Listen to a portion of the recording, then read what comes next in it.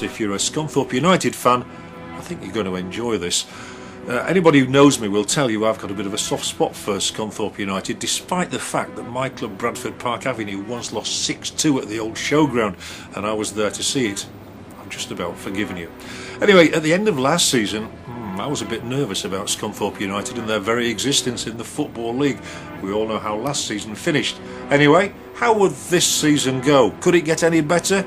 You bet it could. It's been fantastic, and you just enjoy the story so far. It's a winter's tale that's just got to be told.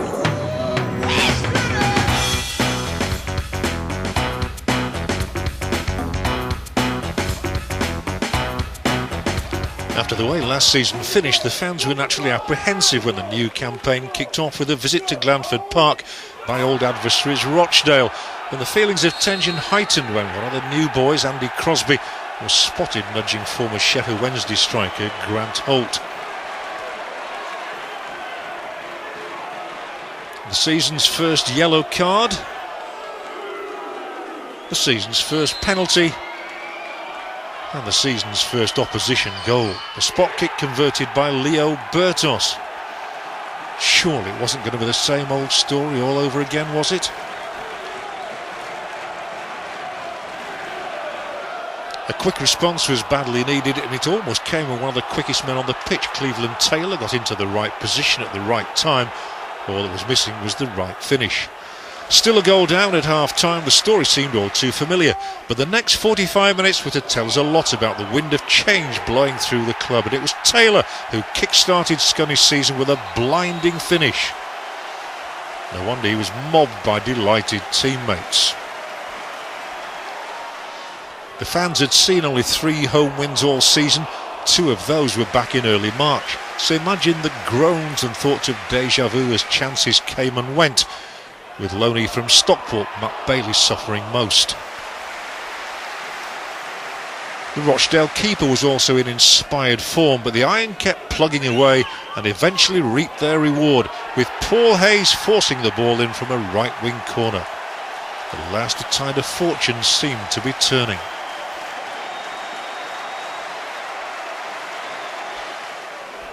And old Peter Pan was still shuffling and shimmying down the left wing as well.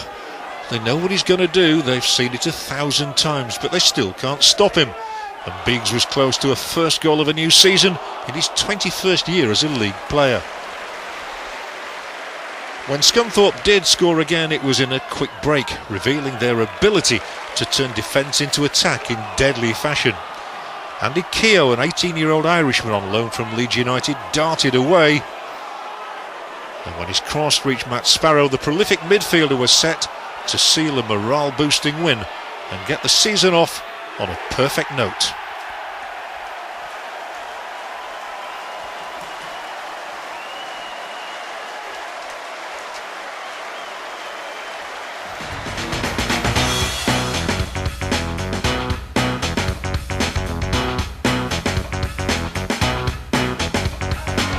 Three days later, it was important to back up that opening win with another good performance at Cheltenham, where a 2-1 defeat only 4 months earlier had threatened the club's Football League status. This time there was to be no mistake. One of a stream of Beagrie crosses was cleared only as far as Richard Kell, and the midfielder, who's had so many injury setbacks, had plenty to smile about for a change. His first goal for 10 months. Cheltenham, always a handful at their modest Wadden Road headquarters, could point to one moment of misfortune as they sought to follow up an opening day win at Southend.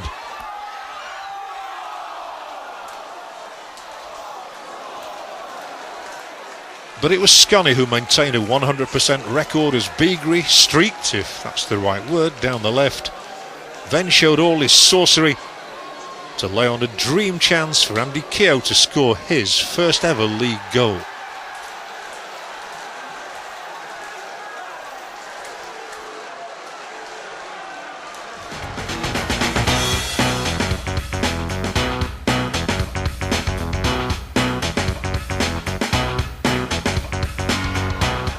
This has certainly been the season in which Paul Hayes has come good, and the striker, whose 2 previous campaigns yielded just 10 goals, revealed newfound confidence with a first-time effort at the Kassam Stadium. Hayes didn't score on that occasion, but he didn't have to wait long.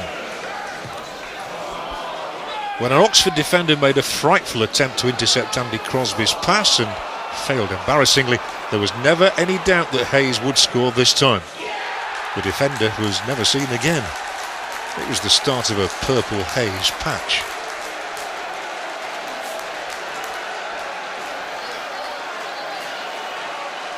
One of Brian Law's other summer signings was Paul Musselwhite, back at the club where he made his league debut in 1988. No, not quite the old showground, and he distinguished himself with one save in particular. But Oxford, managed by Doncaster-born former Arsenal star Graham Rix, did win a point, thanks to a swerving free kick from local icon Tommy Mooney. 2 points dropped, but the unbeaten record still intact.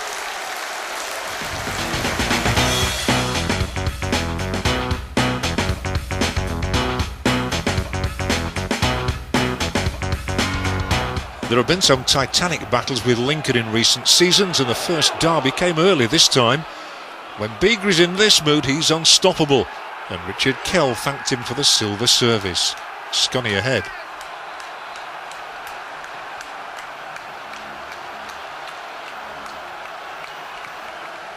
At the other end of the age scale, young Keogh was making quite a favourable impression and set up an opportunity which might have made it 2-0. The youngster's close to a first-team call at Ellen Road and showed why with a blistering effort of his own. Cutting inside and then stretching Lincoln keeper Alan Marriott.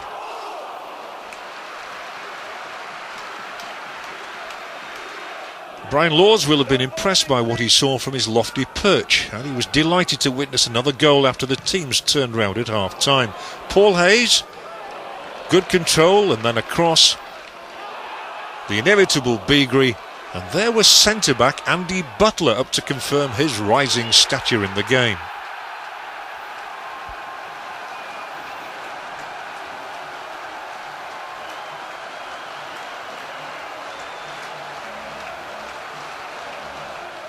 Lincoln's Simon Yeo has often been a thorn in Scunthorpe's side, so it's perhaps no surprise when it was he who went down under Lee Ridley's challenge to earn the Imps a penalty.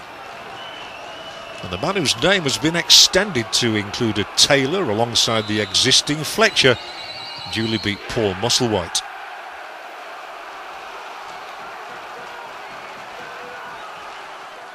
The complexion of the game had changed, although Beagrey did bring one great save out of Marriott. Then Lincoln dragged themselves level when that other tower block, Ben Futcher, somehow muscled his way in to add yet another goal to his growing collection. 2-2. And this was obviously the day of the centre-backs, and Scunthorpe's match winner was Butler, rising to meet a Beagrey corner and make it maximum points from the 2 games so far played at Glanford Park.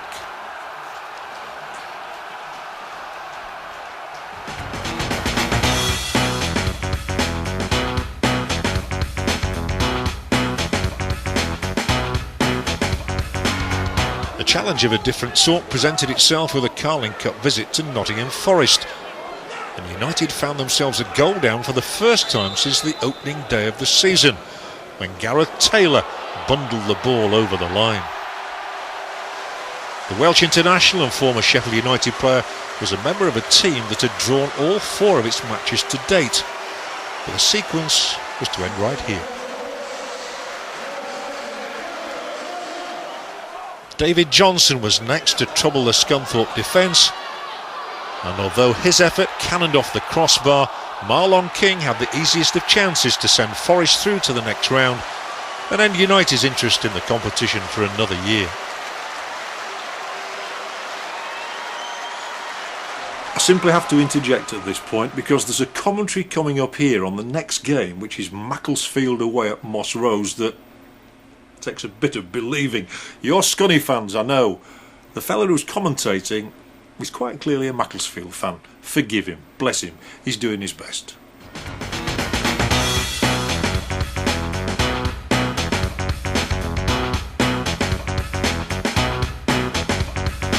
Do so. Well done, Tony Barris.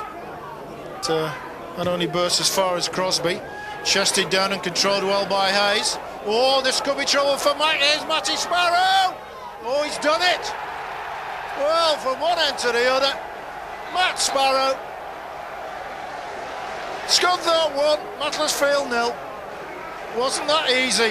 Where was the defensive cover? 6-6. Over the top by Bailey. On London Road, outside the main stand. Please move it as soon as possible. Thank you. Whittaker tries to win the corner. Oh, he's got away from his defender. Come on. Good chance. Yes! Harsley! 1-all. Danny Whittaker did all the hard work.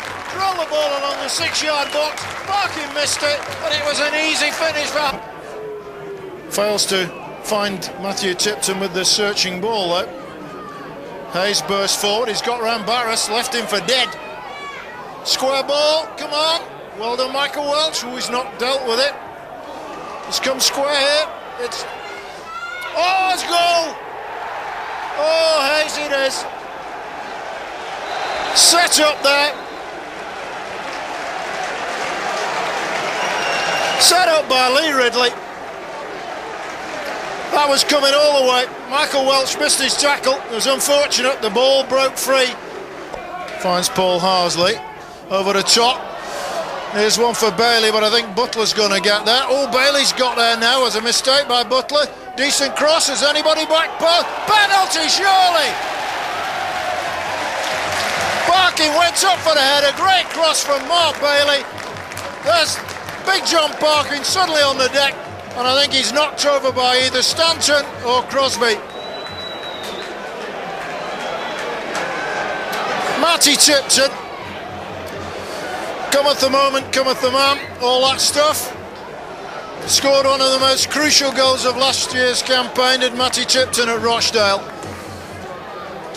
All the goals are important, but I tell you, this is a big one now.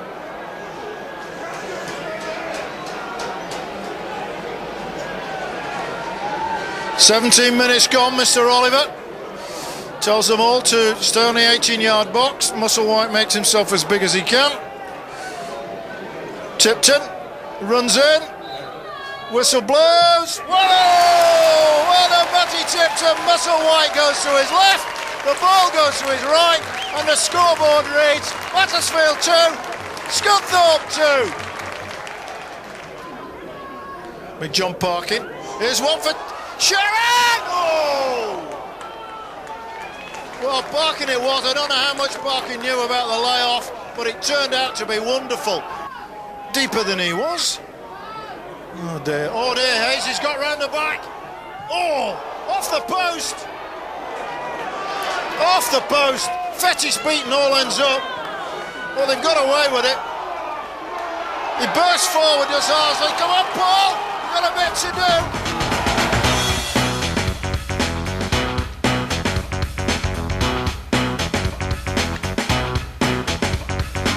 Last season's beaten playoff semi-finalist Northampton Town were next to try and topple the Iron at Glanford Park, but were being asked questions as soon as Nathan Stanton set up Paul Hayes.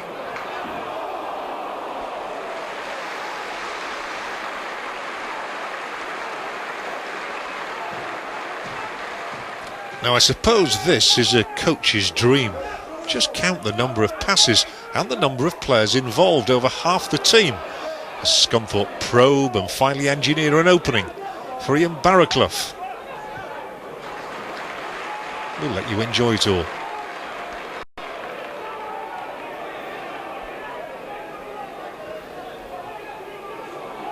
Barraclough only foiled by a fine save from Cobblers keeper Lee Harper. The breakthrough came ironically from Route 1 though. A long Paul Musselwhite goal kick, a flick from Paul Hayes, a defensive howler and a thumping volley from Andy Keogh.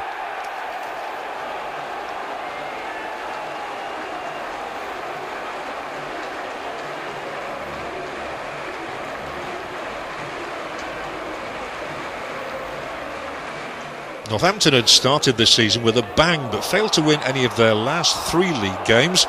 They failed to take their chances in this game and were ultimately punished.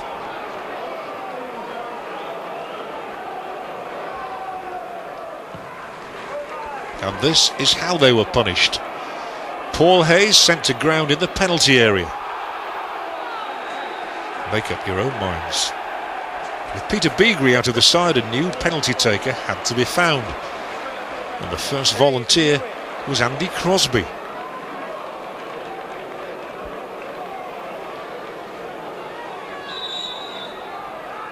He duly steered in his first goal for the club. The score sounded sweet indeed. Scunthorpe 2, Northampton 0.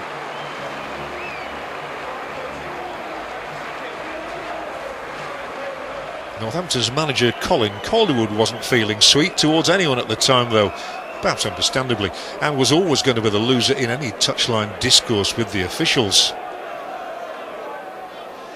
He may have been slightly appeased when Northampton were awarded a penalty of their own. Coming up, a foul on the French striker Eric Sabine.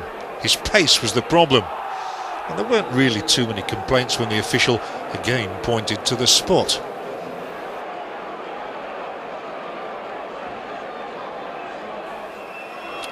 But Northampton could have done with Andy Crosby. This just wasn't their day.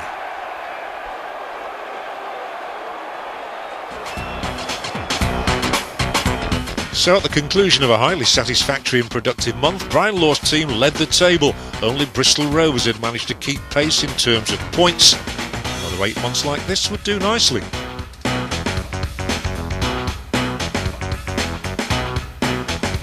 The 2003-04 season had ended miserably with a home defeat against Darlington, so here was a chance to measure just how much progress had been made since. The lumbering figure of Matthew Clark was soon troublesome. He almost induced an own goal out of Richard Kell.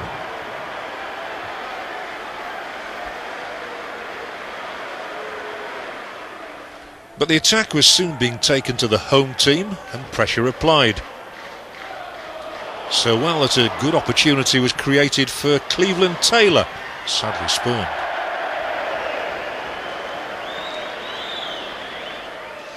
Matt Sparrow and Paul Hayes were combining well down the left. But this time it was Keogh who couldn't quite convert their good work into a goal.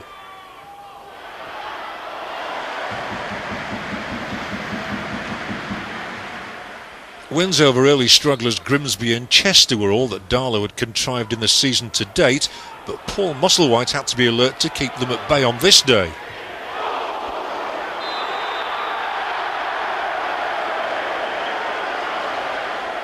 And this was destined to be Scunny's first goalless draw of the season. Lee Ridley did well to set up Paul Hayes, but the ball just wouldn't go in.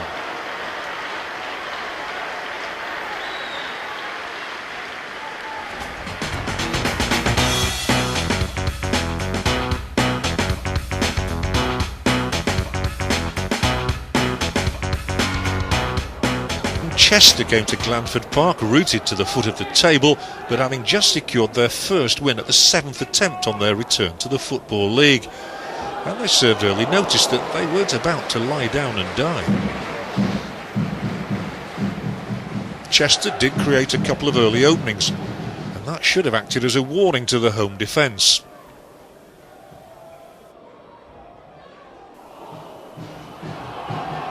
Chester did take the lead with a shot that wriggled past Musselwhite from Kevin Ellison, the defender who spent much of last season on loan to Lincoln from Stockport.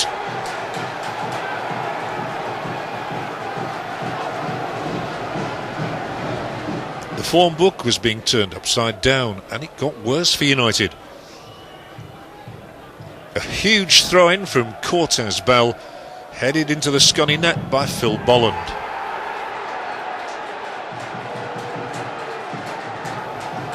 A surprising scoreline might have been an acutely embarrassing one, but Musselwhite came to the rescue just as Bell seemed certain to make it 3-0.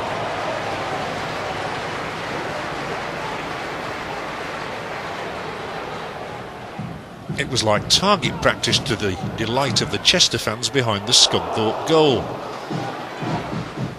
But at last there was some respite, a flash of inspiration from Cleveland Taylor, And there was Andy Butler to force the ball over the line and add a sense of urgency to the occasion.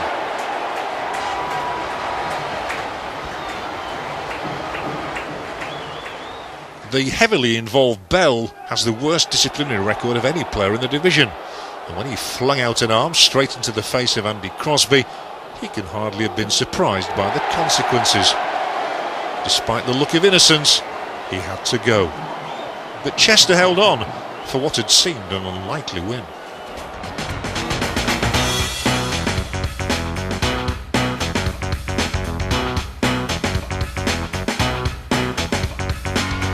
All good teams tend to bounce back after that sort of a setback, so Brian Laws was looking for a positive performance a week later at Gig Lane, and he got it, though the Shakers did almost live up to their nickname. Peter Beagrie was back after a spell on the sidelines. He came close to beating Glyn Garner with a trademark free kick.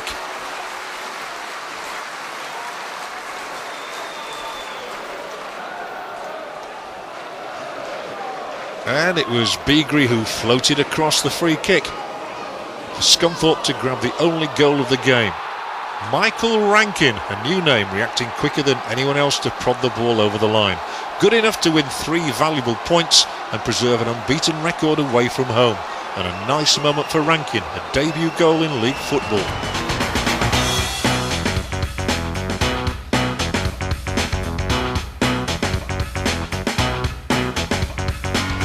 By general consensus, the trio of summer signings had played a massive part in the Scunthorpe renaissance.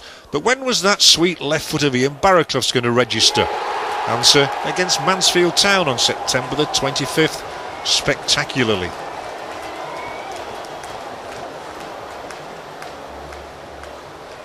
Last season's beaten playoff finalists had made a steady start to the season.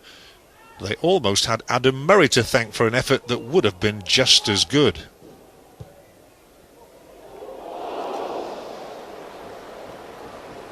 And eventually Mansfield did take away a point, a towering header from ex-Rotherham defender David Artell that did the trick.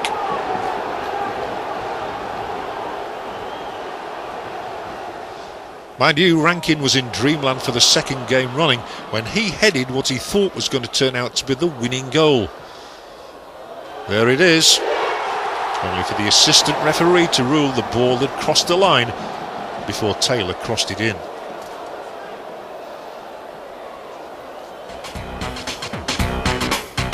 Still, the disappointment was tempered by the last league table of September, showing that only Yeovil had nudged ahead of the Iron. Mansfield were one of those in hot pursuit.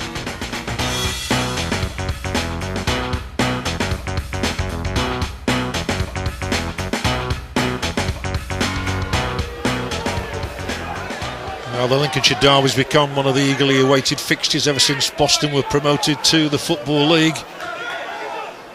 And they're always hotly contested matches. There's Steve Evans, the Boston manager, down on the touchline, back at the club this season, controversially of course. Stanton takes this Scunthorpe throw-in tight on the touchline, headed on by Ellender. And then battling for it there was David Noble of Boston. Here's Cleveland Taylor, and his pace is too much for the Boston defence. Goal! Goal for Paul Hayes. And it was all down to the pace of Cleveland Taylor. He just had too much of it for McCann. It's a blistering burst from Taylor. McCann can't hold him off, and the pass is perfect. The finish from Hayes. Hayes and Torpey, they have such a good understanding, and here's a shot coming in, and it's tipped aside by Abbey. Wasn't a bad effort from Ian Barraclough at all, and it's had the goalkeeper sprawling to his left.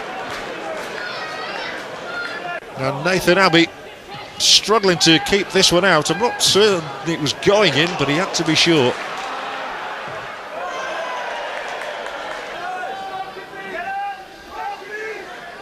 The ball here is long and over the top of one. Scunthorpe caught a little bit square, and there might be an opportunity for Courtney Pitt here. Not just an opportunity, but a goal, and it was delightfully taken by Pitt. But where was the Scunthorpe defence? Peter Beagrie was almost the last line there. Look at this, Beagrie chasing back, but Pitt measures the ball over the top of Musselwhite, and Boston are back level.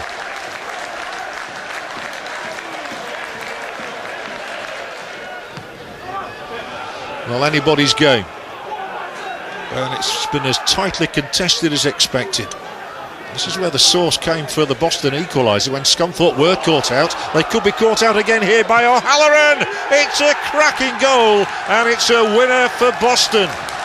Crosby, hands on his head, but you have to admire the finish here from Matt O'Halloran. He's a good 25 yards out as the ball is flicked onto him by Jason Lee, and whack! Musselwhite beaten, Boston win 2-1.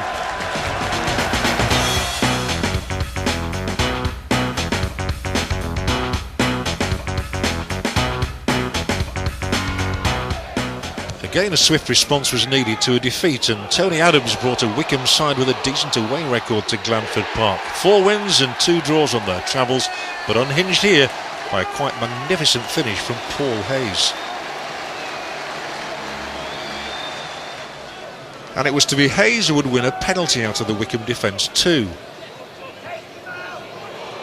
There's the offence. Well spotted by the official.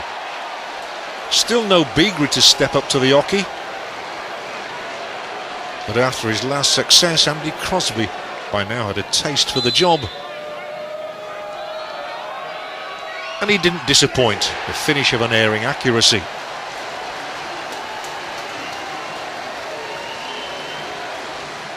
After a lengthy absence from the team, Steve Torpey was back in the Scunthorpe lineup and making his presence felt. He played his part in a move that saw Cleveland Taylor clip the far upright.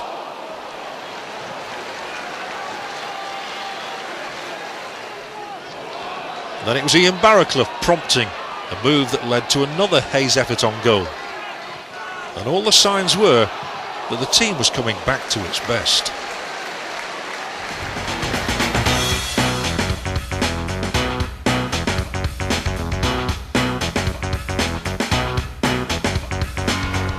Face of it, a trip to struggling Kidderminster was just what the doctor ordered, and those healthy signs continued to surface as Torpey, with a swing of the boot, notched his first of the season.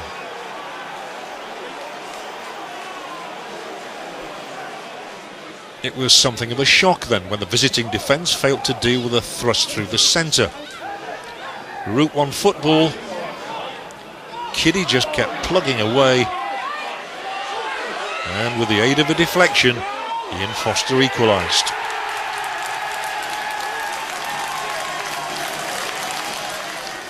No need to panic though, especially when the lead was restored after a bewildering passage of play inside the Harriers penalty box. Rarely can so many passes have been played in such a congested area before the ball eventually found its way into the net. Dispatched there courtesy of Paul Hayes, making it 6 for the season and 3 in 3 games for him. Kidderminster, with only 2 wins from 14 matches, might have folded, but they came again, and that man Foster was there once more to restore parity from close range.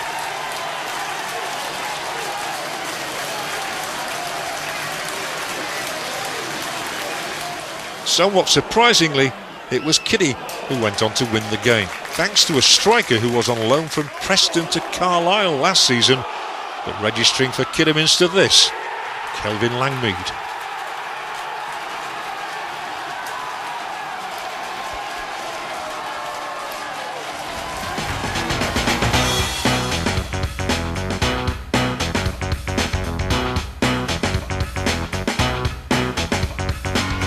The next test was a severe one, especially when you study the quality and simplicity of Southend United's first goal. Accurate passing, pace down the flanks, perfect cross, classic header from Freddie Eastwood, 1-0 Southend.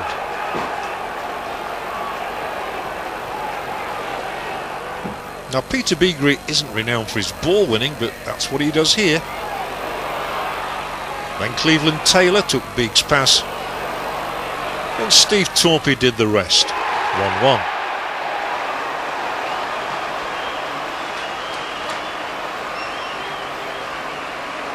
If Southend looked crestfallen at that, they looked to have lost their sea legs by the time United took the lead for the first time. Beagrie again playing his part, as did Paul Hayes. 4 in 4 for him now.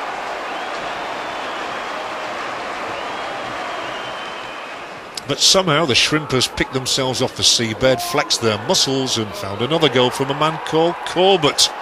Oh, sooty. It had been a thriller and it deserved a winner. It got it too from Beagry's corner. Andy Crosby's header, Hayes made sure. We'll let them decide who got the bragging rights.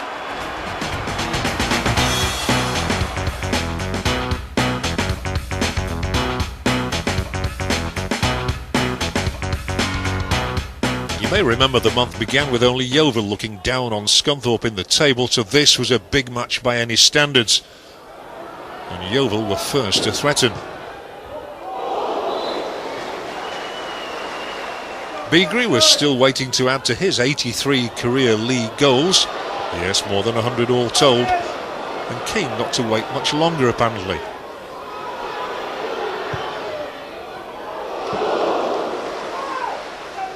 At least he claimed an assist in the decisive moment. His corner headed over the line just by Andy Butler. Thankfully well spotted by the linesman.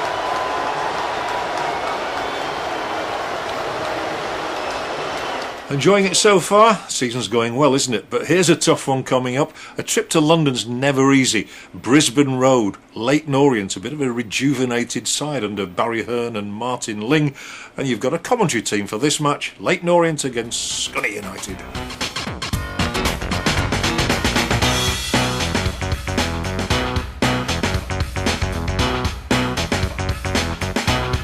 There you are. Those guys down there are getting paid for doing that. Yes, I think that's a genuine mistake. That really was not offside.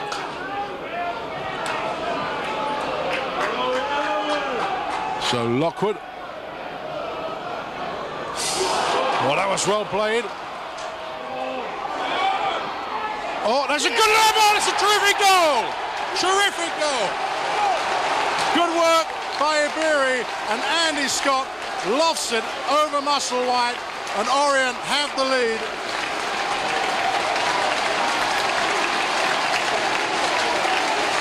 Minutes gone. Great turn, good work there from Iberi, and a terrific effort from Andy Scott. No chance of Musselwhite. Orient 1, Scunthorpe 0. Just what the game needed. Oh, that jabber of Heary again, Andy, I mentioned in the first half. Cut inside his marker, left him for dead. And that exquisite chip by Scott. It's being mentioned again on the intercom there. Here we go again. Now, burst through again. This time it's Steele. Looks for support. Scott lost out this time. Picked up by Sparrow, who tries to turn. We'll watch the game speed up now, Andy. You find Scunthorpe won't want a time waste for the time being. This is Sparrow. Gets a good-looking cross in there too. There's a chance, and it's 1-1. Torpedo scorer. It's been disallowed, I think. I think it's been ruled out. Or has it?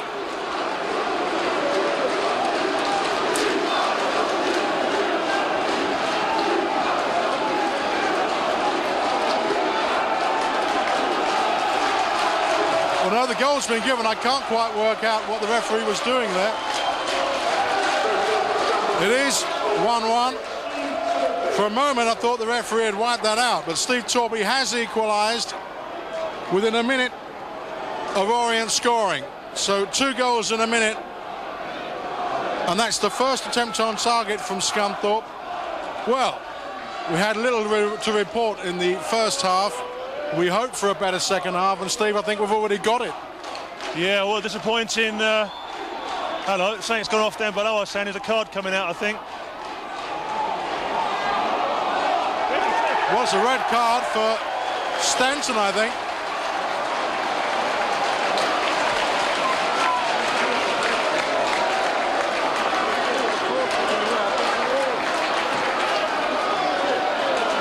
Well, it's all happening here. That was slightly out of our line of vision. There was obviously a foul. Stanton has gone. Some work for Brian Laws to do. He's going to have to do a reshuffle here. And the next 5 or 10 minutes are vital here for his side. It's swept skyward by Hayes. It's a poor header. Orient bursting forward here. Is Iberi again. Iberi shoots! And it's behind. Half the crowd here thought it was in. But I think Musselwhite did enough there, Steve. So a hard-earned point in East London meant status quo in the pecking order, with Yeovil keeping their noses in front of Scunthorpe and the closest challengers as they were.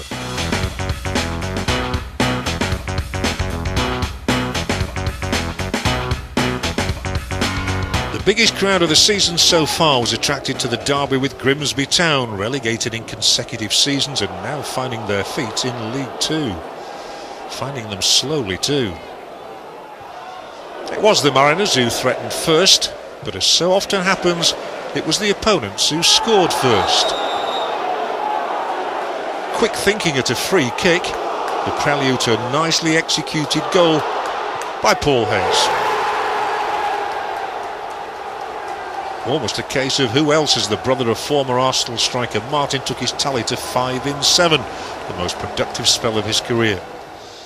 As so often happens in derbies, there was a flashpoint when first a Grimsby player went down in an aerial challenge with Ian Barraclough, and then Barraclough himself was left on the deck by an apparent act of retribution.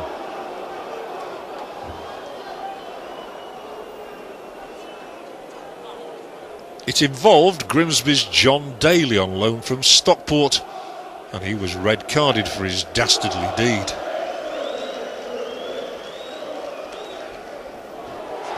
Grimsby down to 10.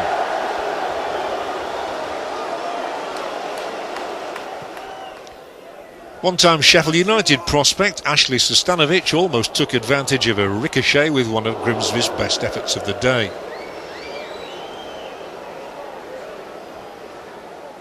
Now Scunthorpe did take advantage from one of those moments where Grimsby fans would be advised to look away now. Their two experienced defenders, Justin Whittle and Dean Gordon, got it all wrong and left the floor to Hayes to notch up his second of the game and send the majority of the 8,054 away very happy. Not everyone, apparently.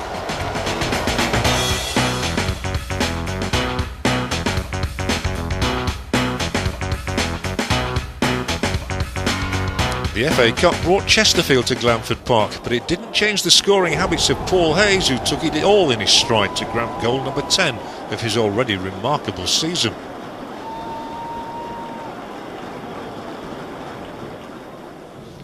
Steve Torpey had a header cleared off the line, and Ian Barraclough wasn't quite as accurate enough. Scunny sought to kill off the team from the higher division.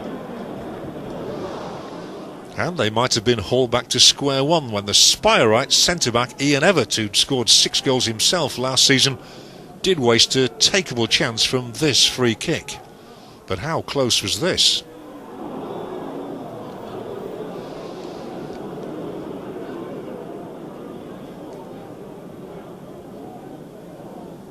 As it was, Barraclough did kill off the opposition, and it was with that famed left boot. 20 yards to negotiate, a net to find. No problem. Scunny into the hat for a home draw against Wrexham in round 2.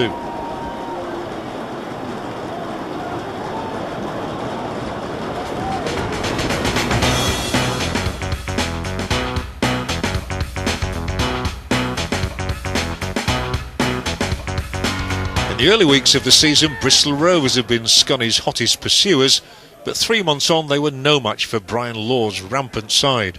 Goal number 1 at the Memorial Stadium, hooked in by you-know-who.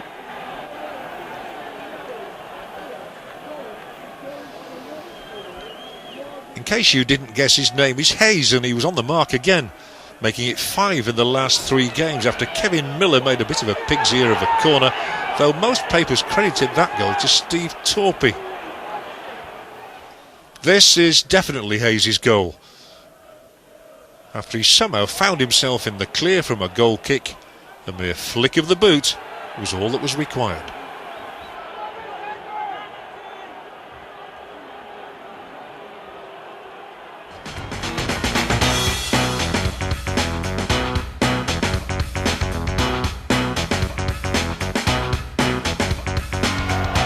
Lowly teams like Chester and Kidderminster have proved more troublesome than expected, so Brian Laws will have stressed no more mistakes please for the visit of Shrewsbury.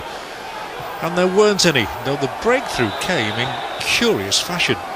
With all eyes on Crosby and Kell, it was a referee's assistant who'd spotted something untoward, and after consultations, Phil Joslin summoned Shrews defender David Walton and tamed him with a red card. At last, Peter Beagrie had the chance to get his name on the score sheet and took it with his usual aplomb. No somersaults these days.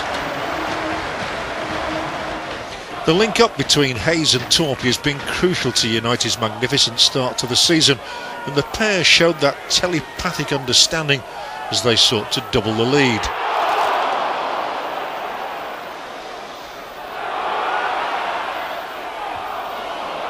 But to general amazement, it was the 10-men strugglers who struck back. Midfielder Jamie Tolley rewarded for his persistence.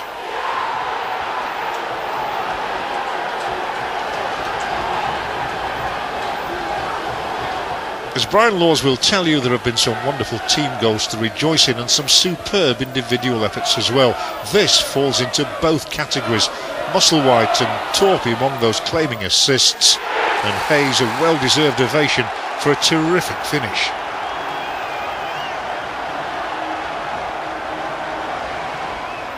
Coming up, miss of the season. Sorry Torps, but after the build-up between Kell and Hayes, you'd have expected a centurion to bury this effort.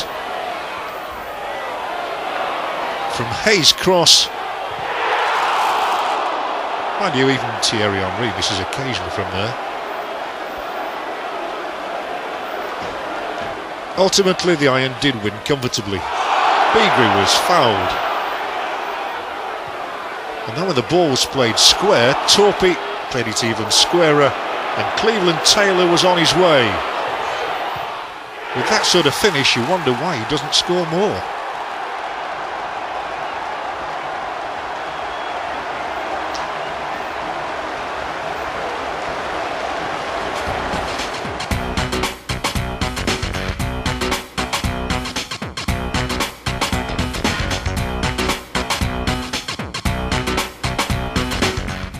Doesn't that look fantastic? Scunny, top of the table come the end of November and 7 points clear as well of the chasing pack like Yeovil and Swansea and Leyton Orient. Now come December comes the FA Cup second round and you've got the big men in town. Wrexham are the opponents and Martin Tyler and Chris Kamara are the commentary team.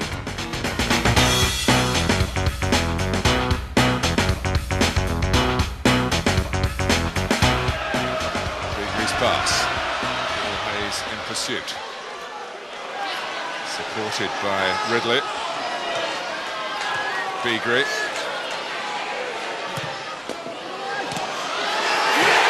It's a goal and it's Ridley's. A little help on header, and he has put Scunthorpe United of League 2 into the lead against Wrexham from League 1. Well, it's Beagrie decides to cross this very, very early. It's a good run in the middle, but just then takes a slight deflection. I think it's off Morgan, who's just in behind there, off the head when it comes from Ridley. There it is, it comes off his shoulder, and he can do nothing about it in the goal. Poor old Matt Baker, because once that deflection lifts it into the air, he's then only groping, and there's enough height on the deflection from the header from Ridley to take it past him.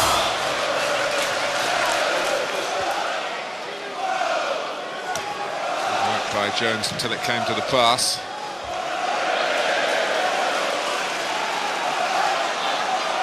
Just players at this level are sometimes a lot more worldly wise than some of the boys in the Premiership who don't have to suffer this fate. Here's Hayes. Sparrow puts it in. Follow in, pick up the rebounds, that's what the coaches say. And the reward for Matt Sparrow after Paul Hayes set it up with the shot that Baker couldn't fully hold. Well, he's got to do better there, Roberts. just knocks it straight down to him, and we know what this lad's all about, Hayes. All he needs is half a yard, and from the goalkeeper's point of view, Matt Baker, he's right behind big Dennis Lawrence and Hayes, and Sparrow just follows it in. Maybe he doesn't see it till late. Poor old Matt Baker, and it's the strike. He just shifts it to that right hand side, hits it well, and he knows, I've just got to get there on the end of this, and it's a goal. And it's 2-0 to Scunthorpe United.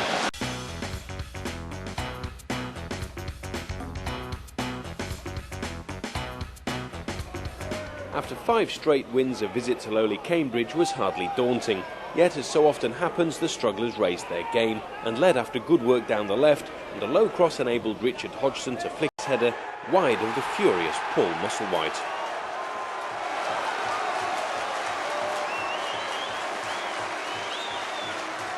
And fury was the buzzword again, when home defender Warren Goodhind clattered into Steve Torpey, whose reaction was understandable. Mild mayhem ensued without a punch being thrown, it has to be stressed. And ultimately, Goodhind could have no complaints about being asked to take an early walk.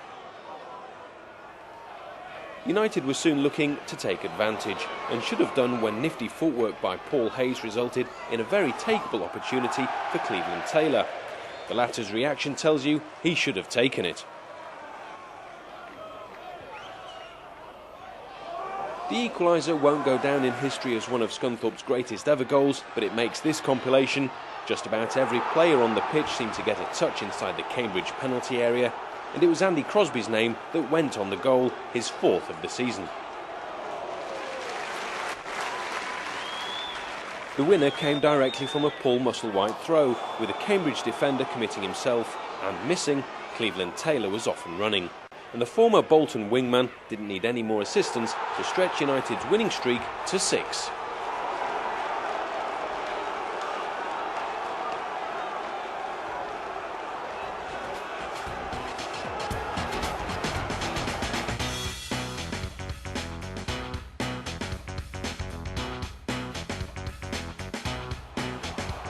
An equally thrilling run up the right, but this time by Matthew Sparrow at Glanford Park, set up a key victory over promotion rival Swansea City.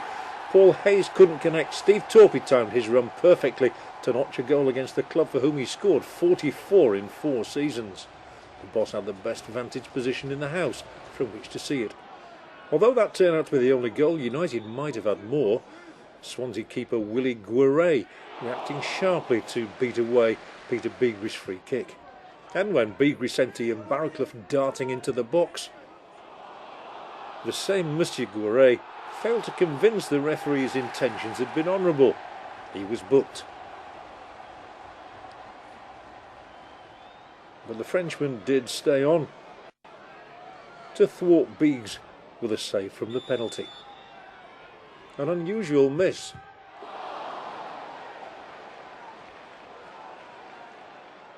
Guerret then had to perform heroics as Paul Hayes, Steve Torpey and Matt Sparrow all tried to batter down the Swansea door, but to no avail. Still, 1-0 would do nicely.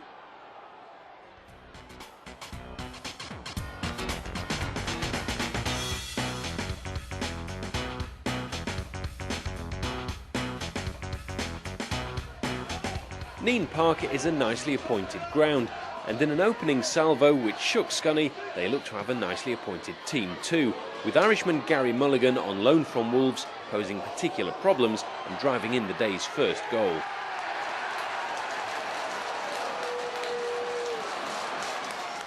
It was from a Peter Beagrie corner that the Iron levelled things up again, Andy Butler developing a penchant for just this sort of goal.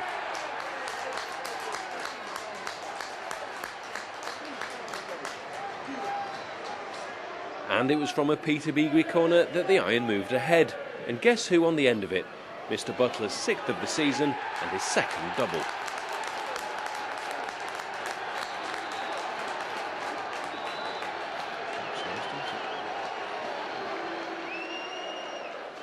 Just to prove that it wasn't the only way they could score, Andy Crosby launched a free kick, and when the ball dropped at his right foot, Steve Torpey lashed it wide of Diamonds keeper Billy Turley.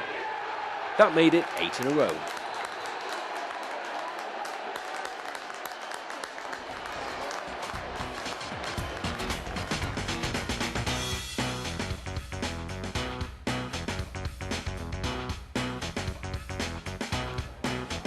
Torpy was on target again when another away day took United to Chester's Divas Stadium.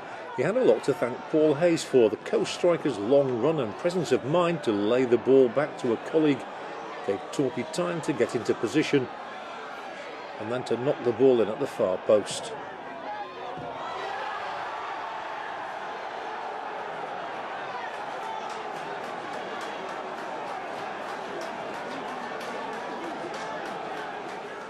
Chester, you may remember, had been the first team to lower United's sails in the league, and they came back well, roared on by their fans, and they took a point, courtesy of Kevin Ellison's back post finish.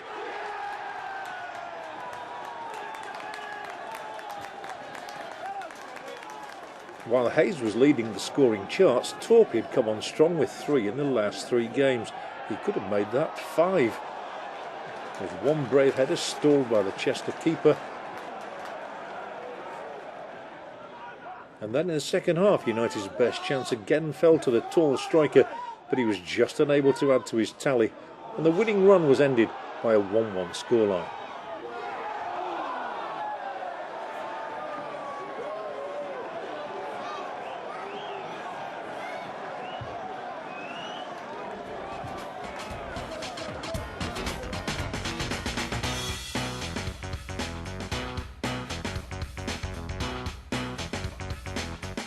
Another draw followed, and Glanford Park witnessed its first goalless draw of the season when Notts County came to town. Matt Sparrow led from the front, twice figuring in a move that ended with Ian Barraclough's shot missing by a whisker.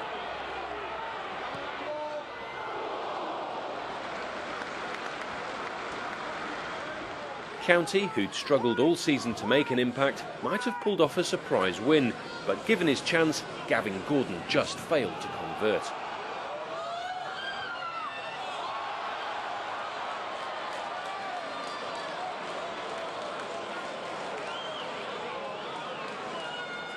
And when Nathan Stanton chipped into the path of Steve Torpy, he found himself foiled by the acrobatics of the county keeper.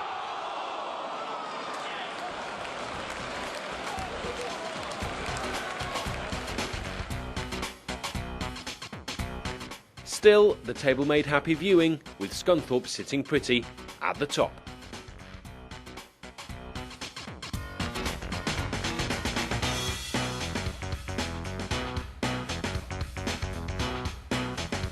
United had found Darlington hard to break down when they met in an early season goalless encounter, and life was made even more difficult for them again when Andy Butler's foul on the edge of the box produced a free kick and a brilliant bit of acting from Nathan Stanton, with a red card for the defender.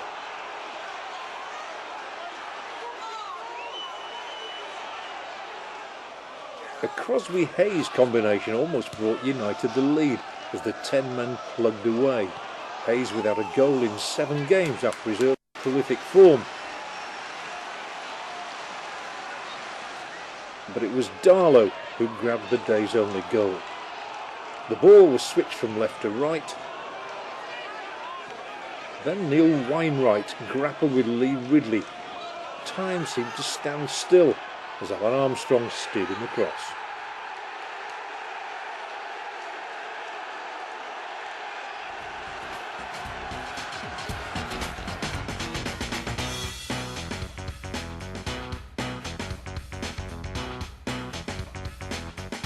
Almost unnoticed, the Irons' form had taken a bit of a dip, and 3 without a win became 4 without a win in a single goal defeat at Mansfield. The warning signs were there when Wayne Corden centred and Colin Larkin would have scored but for Paul Musselwhite's reflexes. Corden, perhaps the most productive left winger in the league, except for Peter Beagrie of course, did play a part in the game's decisive moment. His pass was picked up by Adam Murray, whose shot bobbled wide of the keeper.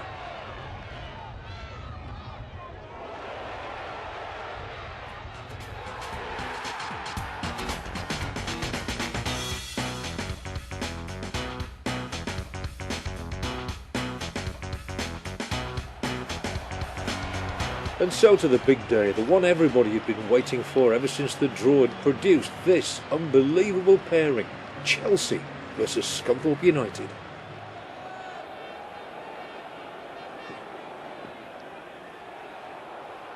Comfortable header away by Watts. Scunthorpe still have the ball.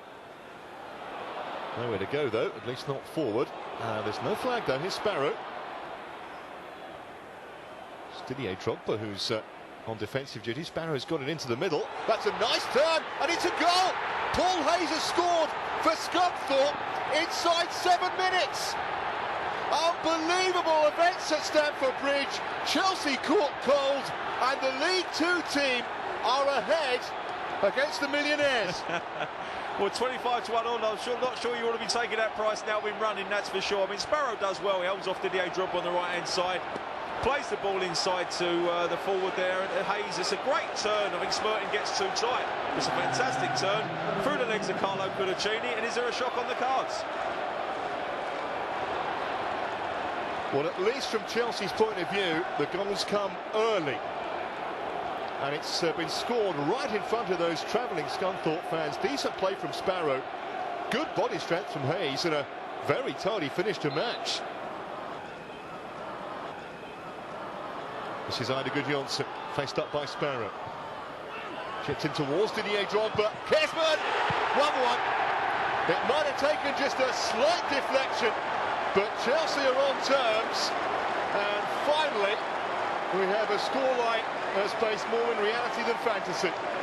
Well, it was, and what a way to get back into the game. I mean, it was a good ball in the box, I think, by Joe Cole and Didier Drogba, and it was Ida Gudjonsson, in fact. Didier Drogba sort of knocked it back inadvertently, fell to Kesman, but that's a quality finish from someone who's not actually finishing very well.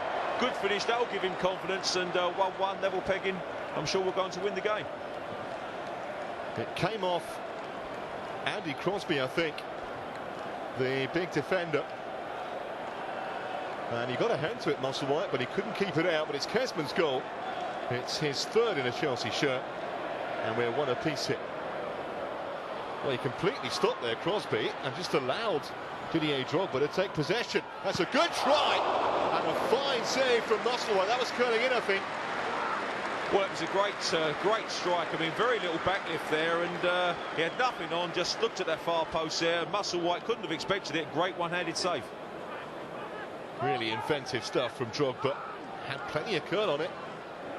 They couldn't come here afraid of Chelsea, otherwise there was no point in coming. And they weren't coming as a jolly. They wanted to give their absolute best, because he said if they were to suffer a real crushing defeat, it would affect their confidence and hence their league form. Absolutely, and you know, no one wants to be humiliated. There was a chance that could happen. I mean, you made the point earlier about the Musselwhite and the 5 goals he's never conceded before, more than 5. So I'm sure at the moment they can't believe the situation they're in, but it's great credit to them, as I say. Drogba is trying to take on Byrne. He's got past him, he got the cross in, and it's been diverted home.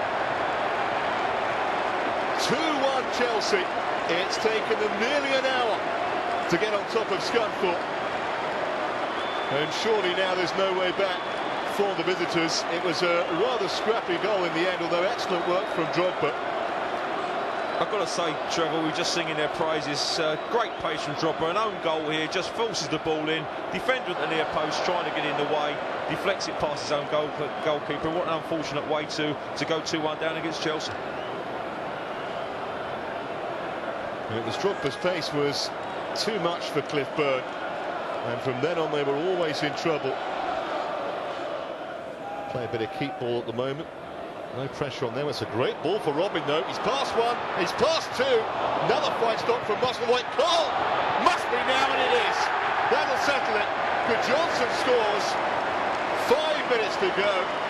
It's a little rough on Scunthorpe, actually, but Chelsea was just queuing up there for a pot shot. But Musselwhite scored. Absolutely, but it started with a fantastic ball over the top from Stephen Watt, fully 50 yards. Robin, good first touch, got him behind the defence, saved by Musselwhite. I think it was a follow-up shot there.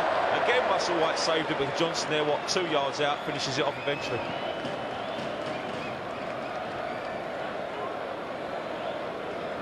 See the frustration there from Paul Musselwhite when Gudjonsson put it in. It's actually slightly deflected, the shot from Cole. Well, he's made 2 good saves and he got his body in the way, and we made the point earlier from the 2 offside decisions. He didn't know they were offside, made 2 great saves, and he's done decent, but unfortunately he's conceded 3 goals.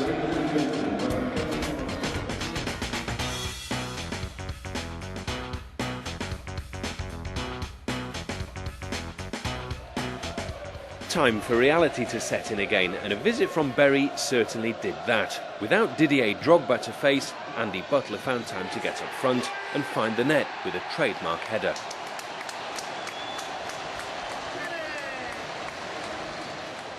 Bury had their own beanpole to hit back, however, and Chris Porter's header at the other end was just as emphatic.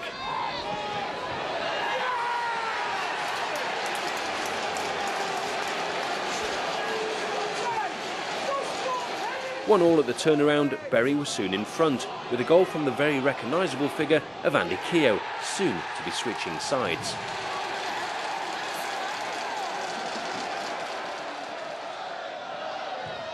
Cue the Cleveland Taylor Steve Torpey show. They say lightning never strikes twice, but it did at Blandford Park, as the nippy winger twice laid on the crosses for the big man to get up beneath the crossbar and register goals number 9 and 10 of his season.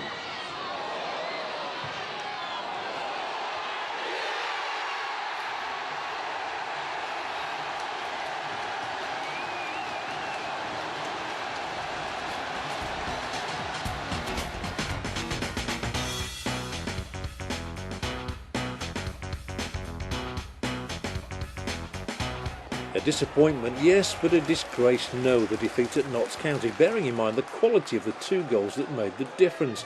A superb defence-splitting pass from Stephen Oakes was the catalyst for Glyn Hurst's well-taken effort in the first half. There's the pass from Oakes.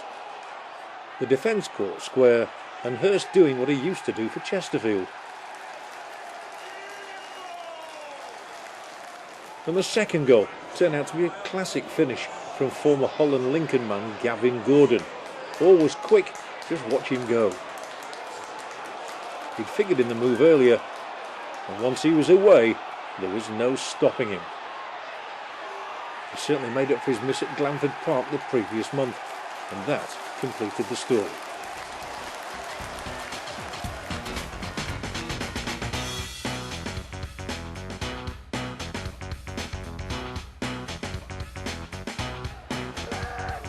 After his recent scoring streak of 5 in 8, Steve Torpey might have expected this to go in against Boston, but the scrambling Nathan Abbey saw to it that it didn't.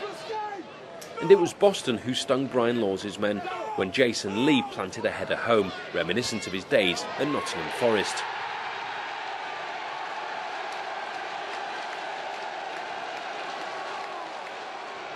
Time to play the joker.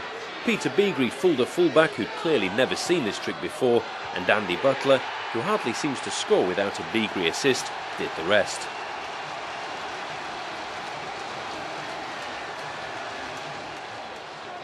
Although Steve Torpey cleared the crossbar with a chance to win the game, the Lincolnshire derby finished all square.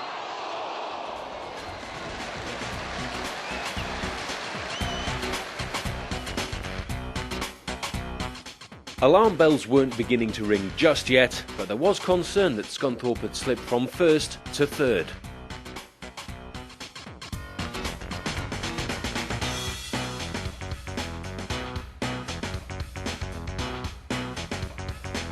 Kidderminster threatened by a relegation which would end their brief 5-year status as a league club were next up, so no surprise when they fell behind, and to a nicely executed goal, Ian Barraclough guiding the ball home.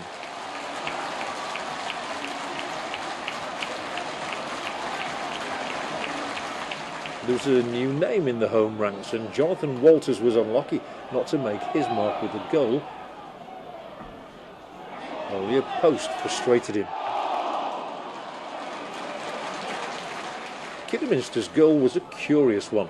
There was plenty of endeavour, certainly in the approach play, but Gary Birch, who'd scored in a morale-boosting win over Cambridge in the previous match, was aided by a deflection that really wrong-footed everyone.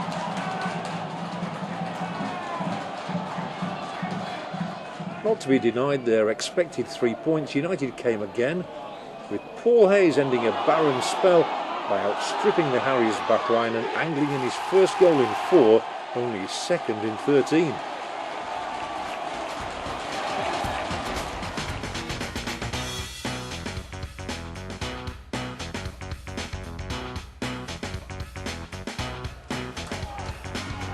In footballing parlance, Roots Hall Southend is never an easy place to go.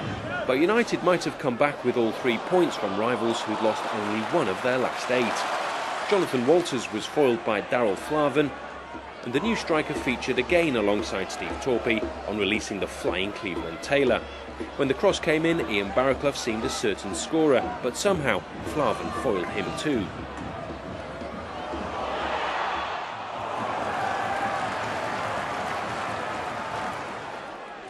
Southend's best chance at preventing a stalemate fell to Mark Bentley, but this incident typified Scunthorpe's togetherness and defensive stability, as they refused to buckle in the quest for a point, absolutely vital to their ambitions of promotion.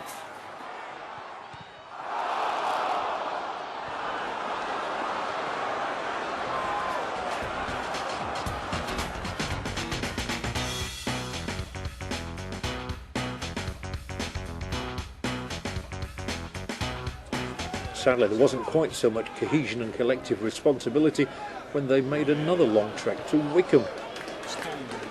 Nathan Tyson broke the offside trap and made it almost impossible for a man with 250 league goals like Steve Claridge to miss. Typical Claridge. From a golden oldie to a good young'un, Tyson, undoubtedly one of the finds of the season, was away again soon afterwards and coolly slotted in his 13th of the season. Although United did manage to piece together a flowing move which culminated in a goal from Matt Sparrow, that was as good as it got. And this undoubtedly a setback. Peter Begree involved again, Paul Hayes, and Sparrow did the rest.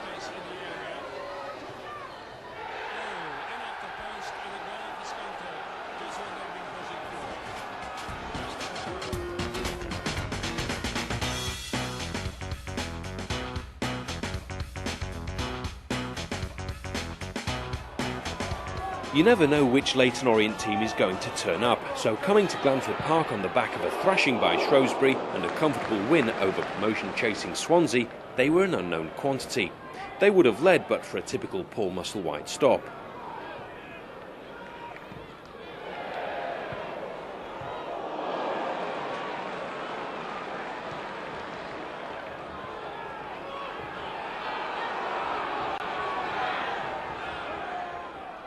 But they fell behind after a throw-in quickly taken on the right, a Steve Torpey header and a flashing shot which gave Andy Keogh his first goal since joining the club on a full-time basis from Leeds United. Hopefully the first of many.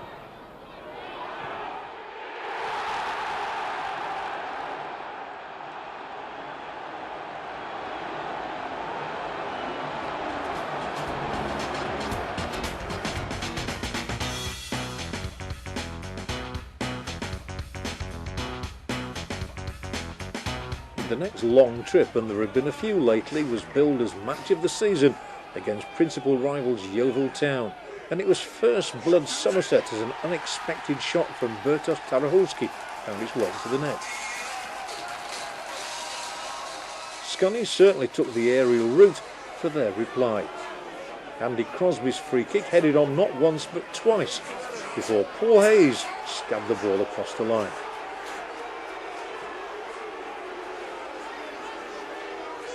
When United scored again to really stun the home fans, it seemed a Yeovil defender may have put the ball past his own keeper. Mind you, Andy Butler put his hand up for it. It was a long time before the Law's men would be celebrating again. The deflected Lee Johnson free kick restored parity. The swell of the tide was certainly going with Yeovil. They threw up the big men and gained instant reward. Rory Fallon towering above everyone to head in the corner.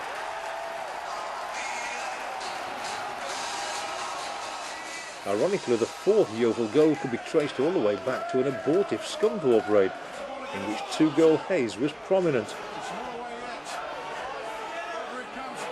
Eventually, though, the ball was hacked away.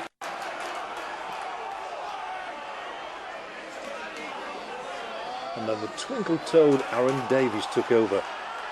He was on his way to plundering one of the goals of the season.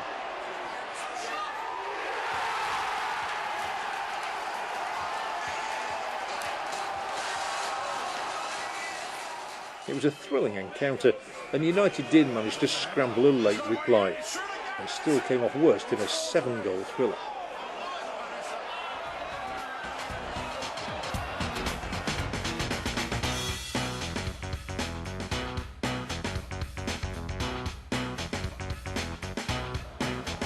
With Swansea very much in the hunt for automatic promotion, a trip to the Vetch Field represented a 6-pointer, and the Welshmen got their noses in front thanks to leading marksman Lee Trundle. On a brilliantly sunny afternoon though, Steve Torpey was back to haunt his old club and teed up the equaliser, Andy Butler moving into double figures for the season.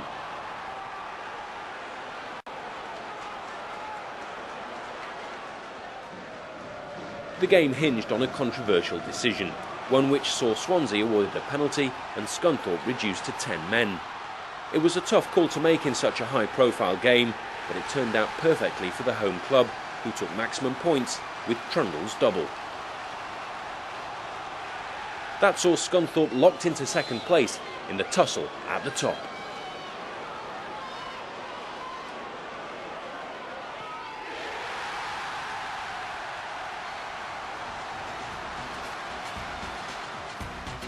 It really was going to go to the wire, Yeovil looking certainties for promotion, but it was going to be 2 from 4, with Scunthorpe, Macclesfield, Swansea and Southend battling it all the way to the finishing line.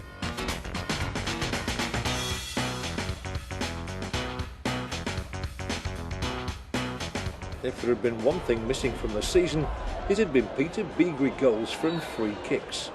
So this one gave him something to talk about on YTV. You just ask Andy Townsend, he's never shut up about it. It gave United the advantage over Rushden.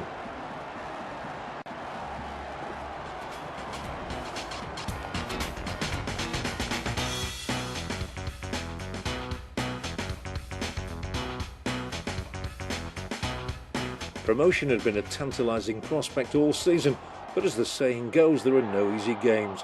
Cheltenham had won 4 of their last 7, but were caught out by some quick thinking and Matt Sparrow's finish. Cheltenham's reply came from their longest-serving player, a survivor from their non-league days, Jamie Victory. But despite his goal, he would be wrongly named for the day.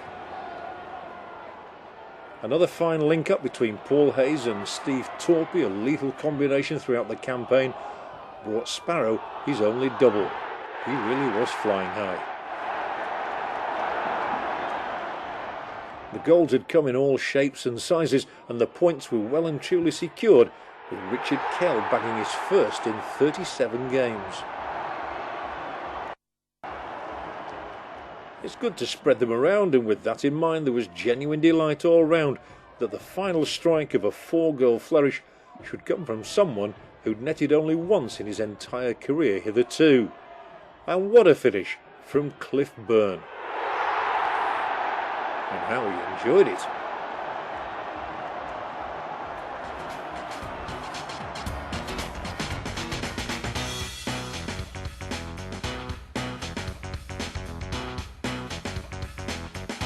The goals didn't come quite so readily at Scotland for either team.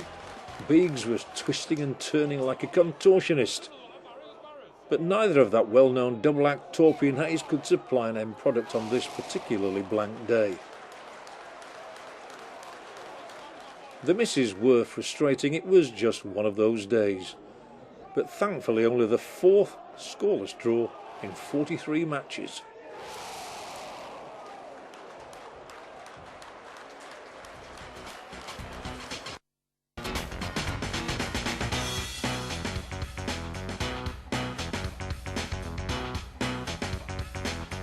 Now, there aren't many League Two sides with managers who've played for Argentina in the World Cup finals, but yes, it was that Ramon Diaz who brought Oxford to Glanford Park. Not quite like River Plate, but still a mecca for tension and passion. United struggled to score again, and they fell behind to a typical strike from the old warhorse, the one-time Scarborough man, Tommy Mooney.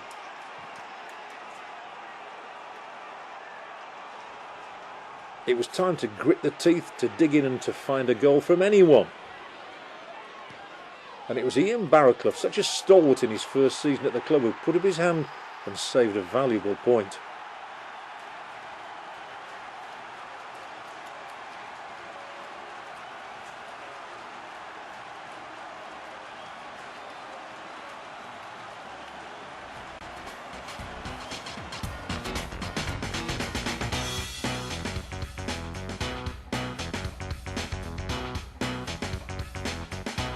The Sky cameras were at Sincilbank for the Lincolnshire derby, and the night could hardly have begun more nightmarishly. Credit where credit's due though. The old nemesis Simon Yeo with his 14th goal in 13 games, showing great expertise. Lincoln, chasing a playoff spot themselves, revealed colossal appetite, and Yeo's technique was matched by that of Gary Taylor-Fletcher as he settled issue in the second half.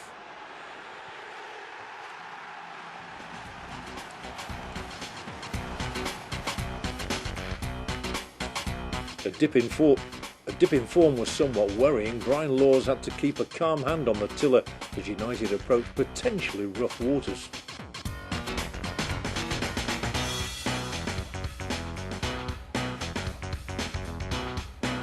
The goals had certainly dried up, and that usual incisiveness in the box just wasn't there as Andy Keogh and Matt Sparrow, try as they might, couldn't score. Macclesfield, surprise contenders for the playoffs, refused to buckle.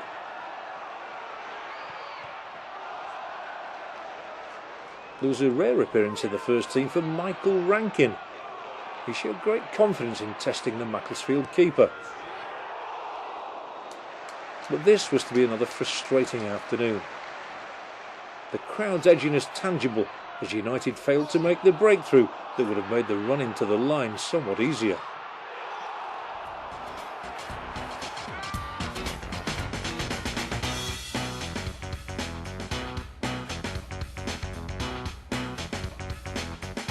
You're always guaranteed a tough time at the Sixfields Stadium. Colin Calderwood's side trying to go one better than the previous season when they were beaten in the playoff semi-finals by Mansfield.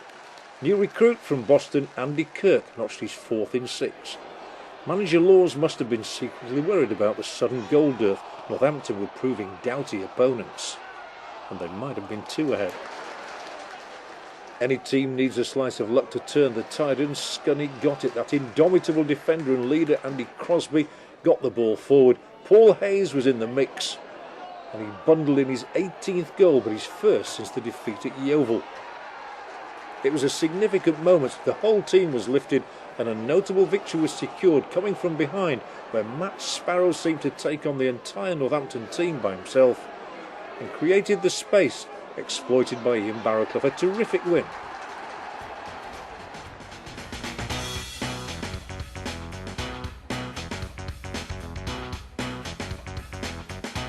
No disrespect, but Cambridge were there for the taking, heading towards relegation, using turmoil on and off the pitch. Yet they started well enough, and it was against the run of play that Richard Kell put Scunny ahead.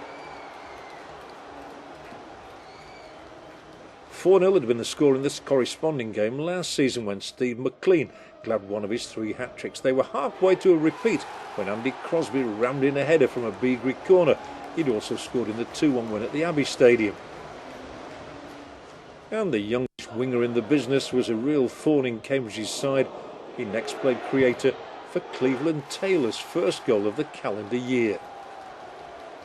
United were marching to promotion. Amazingly, Taylor was to net again just 60 seconds later. Just like London buses, none seemed to be seen anywhere, and then 2 come along at the same time. The League One dream was nearing reality.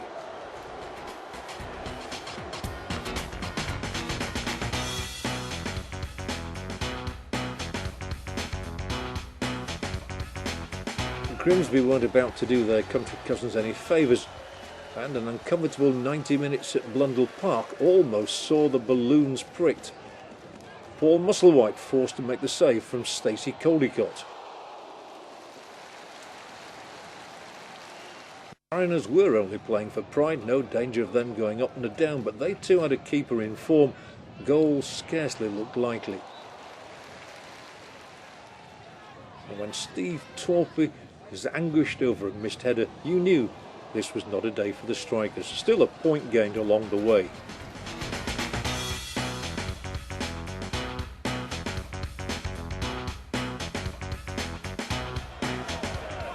Well, the crowd will be hoping this is the last time they see their team at home in the league this season. And a start here for Steve Torpey. Oh, what a start as well. A twisting header from Torpey. He steered the ball in with a backheader really, Beagrie's cross, and there Torpy just guides the ball inside the upright. United 1, Bristol Rovers 0. Typical Torpy.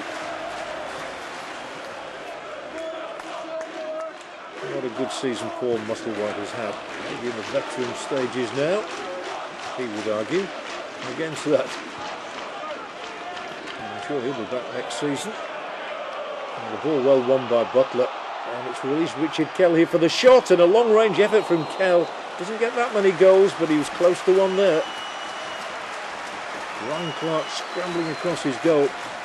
It was Butler who provided the opening for Kell, and he always took it.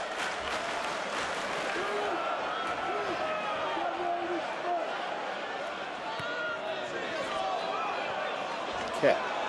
Taylor. Support will arrive down the right-hand side. In the shape of Cliff Byrne. And then Paul Hayes. Nice build-up play here. Taylor involved again, and Byrne again for the second time. And here's Torpy, and Torpy does it again. Well, lightning really can strike twice. What a day for Steve Torpy. It's his second double of the season. Predictably with his head. And the striker is on to 12 for the season.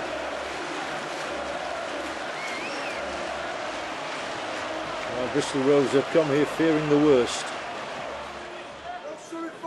United won 3-0 down at the Memorial Stadium earlier in the season. And they could well be on a similar scoreline here today. There's a bit of an laxity in the home defence, in the away defence there. And it's been Beagrie once again. They hate playing against Peter Beagrie. Something always happens when he's in charge of things. Torpy just couldn't steer the ball wide of goalkeeper Clark though. But they are petrified by Beagrie. They don't know how to contain him. And Torpy was on a hat-trick.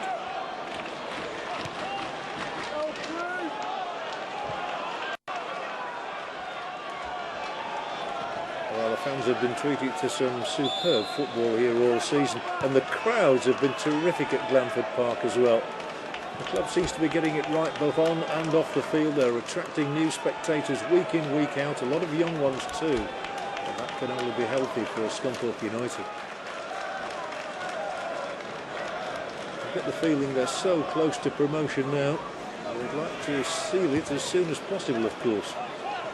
The final game at Shrewsbury to come up next Saturday. And the offside trap is broken, and it's Hayes, and he's lobbed him delightfully. Clark won't keep that one out, and Paul Hayes scores. What a season he's had. He scored at Stamford Bridge against Chelsea, and he's got goal number 19 of his campaign here. And this was delightfully executed. United 3, Rovers 0. And the scoreline is identical to the one at the Memorial Stadium.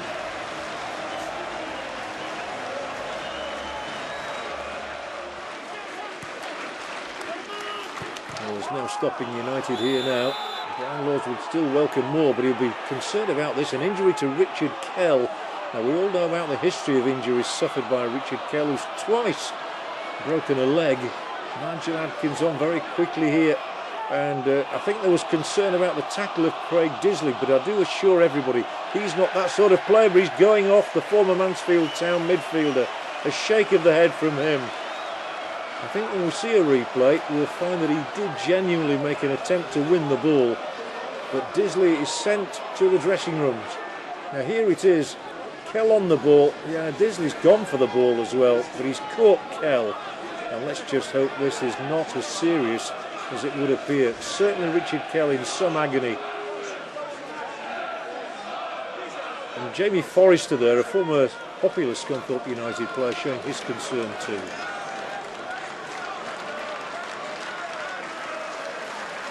Anxious moments, and it really does put a bit of a dampener on the day as Nigel Adkins sees Richard Kell stretch it off.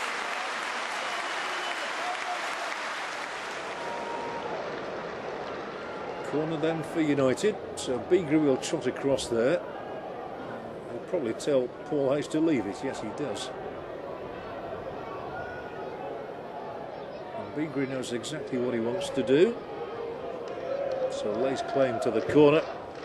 And he'll be looking for Andy Butler. Butler is in there in the mix. And here's Cleveland Taylor. Oh, and he's soared into the roof of the net just beneath the crossbar. Now there's a rarity. A Cleveland Taylor headed goal. His 6th of the season, and what a way to round off an almost perfect day. We can't forget the injury to Richard Kell. But Taylor's goal here makes it Scunthorpe 4, Bristol Rovers 0. And he's off and running.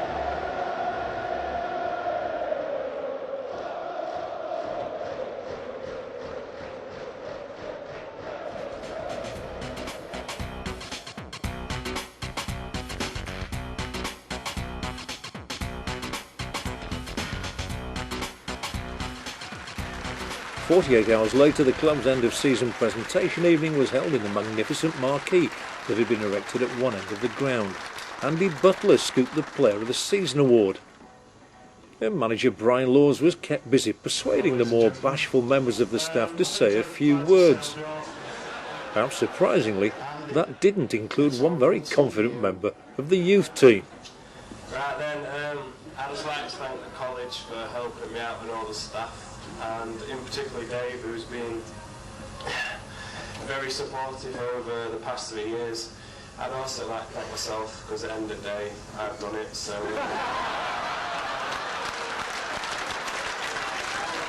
Well, that brought the house down. I'm sure he's got a future at the club. And there were special awards for Andy Crosby, named in the PFA team. What haven't been thanked out, and that's the people who never get mentioned.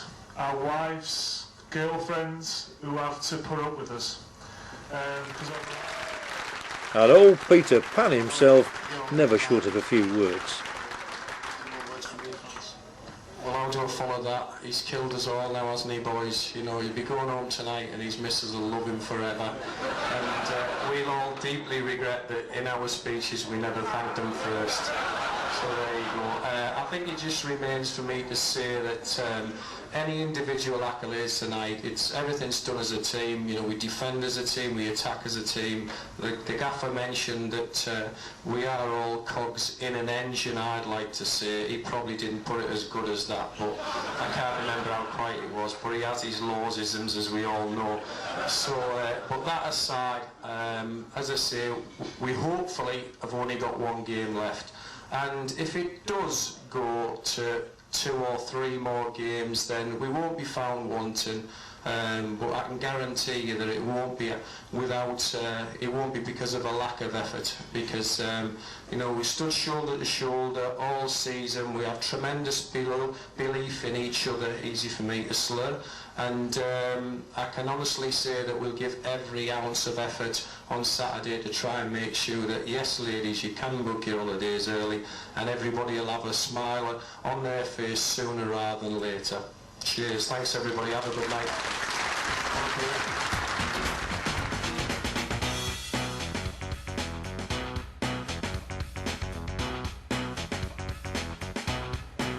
Vice Chairman Rex Garton was in the driving seat for D-Day at Gay Meadow, Shrewsbury. Everyone knew a draw would do, but a win would prevent some unwanted nail-biting. The players were tense. The cameras at the ready.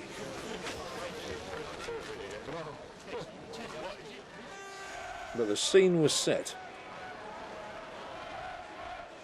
Was this to be the perfect day? Autographs demanded from everyone. I knew Brian Laws, Nigel Adkins and Jamie Hammond looked as cool as the 3 degrees. Pressure? What pressure?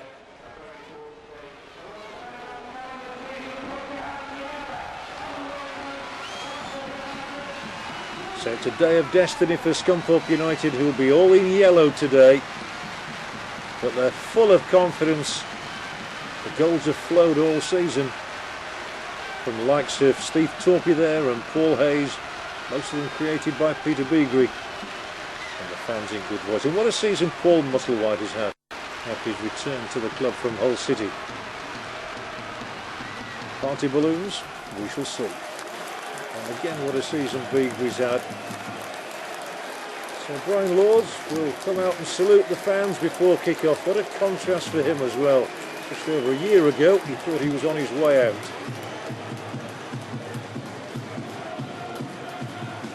We'll do it for Kells. That's reference to Richard Kell, who of course was carried off with a broken leg in the victory last week against Bristol Rovers and is in hospital. But he sent a message to the lads saying good luck. They might need it. Shrewsbury, although you might think I've nothing to play for, have a lot of players who are on trial here in the eyes of their manager Gary Peters. He's already made it clear that many will be leaving the club. This will be the last time they appear in the blue of Shrewsbury. Turned across there by Whitehead. Crosby to the fore. He's been a terrific leader, Andy Crosby, in his first season with Scunthorpe. Torpy leading the charge forward. Always tense days these, the last match of the season. Hopefully, from a Scunthorpe point of view, they don't want to be in the playoffs now, having been in the top three virtually since the opening day. Sparrow. And the ball hacked across for Hayes, and then Taylor drives it in, and Cleveland Taylor, who scored with a header in the last game in the last few minutes, was close to an early one here at Gay Meadow. And the young goalkeeper, by the way, Joe Hart, he's only a teenager, and he played in a Midland Youth Cup victory during the week. Russ Wilcox alongside Brian Lords, shielding their eyes against the sun.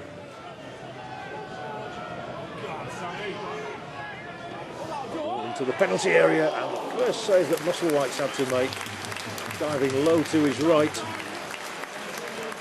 Scunthorpe beat Shrewsbury 3-1 earlier in the season. And here's an effort from Kelvin Langmead, but Musselwhite equal to it. Still 0-0. Remember, that would do. A point would be good enough to take Scunthorpe back into League One. Yeovil already there, of course. And here's another save for Musselwhite to make, and he just tips it aside. It was Luke Rogers, a man with 73 goals in his Shrewsbury career. Musselwhite not to be beaten now.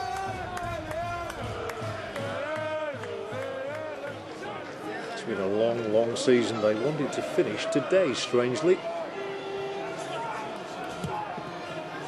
And on the river, that open top bus ride around the town.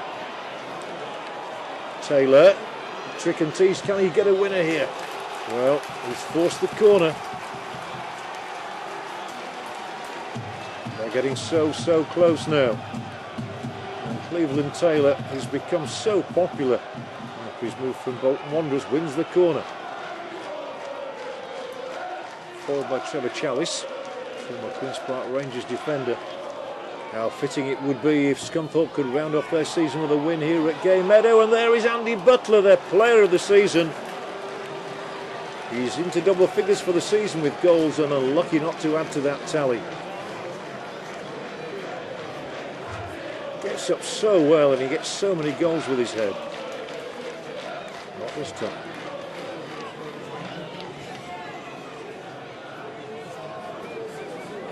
Well, the dead-eyed Beagrie.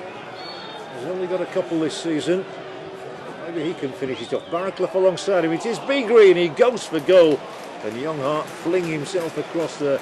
Didn't actually make a save. The ball flew just wide. Still, that one goal is elusive.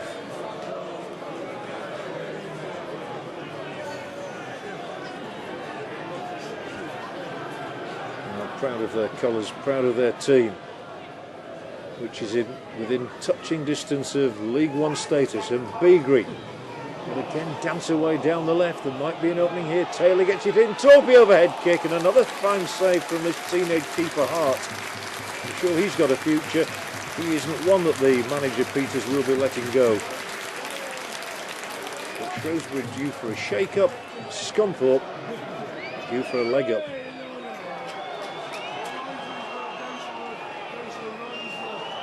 A lovely afternoon in terms of the weather. They're punching the air. They know that promotion dream is virtually theirs. And the referee, well, all eyes on him. They want one long blast of the whistle And then the party can begin for Scunthorpe United. They are on their way up. Total joy here on the touchline. They may not be at Glanford Park, it doesn't matter. And Messrs Lord, Wilcox and Adkins all celebrate along with the players now. Utter jubilation here. Scunthorpe United promoted to League One, and how much they've deserved it. The championship eluded them, that went to Yeovil Town. It doesn't matter. Promotion has been achieved in a memorable season, full of highs and not many lows.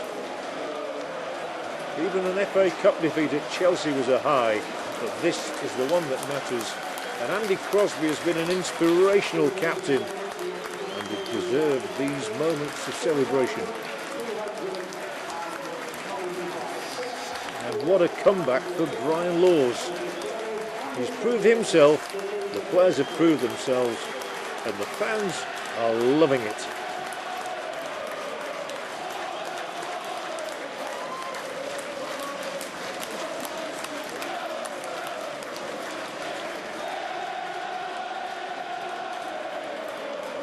Cleveland Taylor, as happy as anybody. Manager and player united in their joy. And joy abounds all around the Gay Meadow.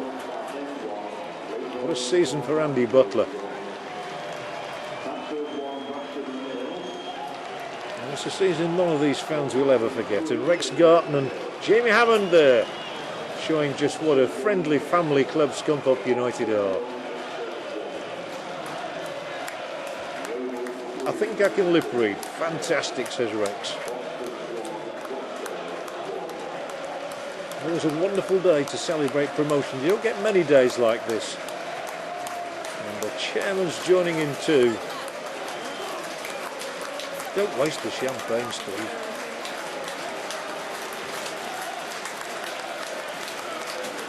When the player looks back on his career and a manager looks back too, these are the days they remember more than any. He's too old to be doing that too. Put him down.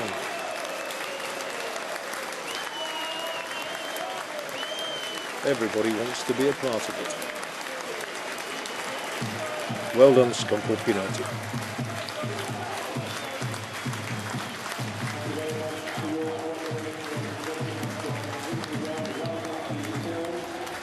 Makes good reading, doesn't it? Yeovil Town, top of the league, but Scunthorpe United promoted along with Swansea City.